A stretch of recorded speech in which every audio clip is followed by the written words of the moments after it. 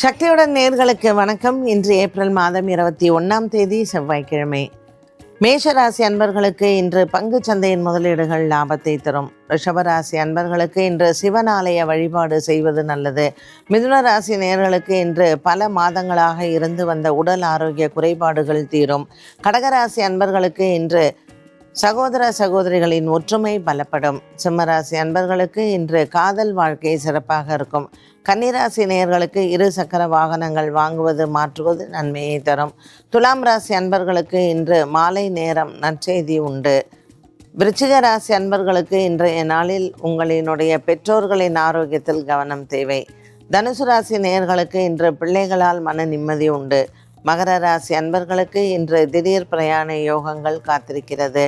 கும்பராசி அன்பர்களுக்கு இன்று அலுவலக வேலைகளில் இழந்ததை மீண்டும் பெறலாம். மீனராசி நேயர்களுக்கு இன்று மகத்தான நாளாக அமையும்.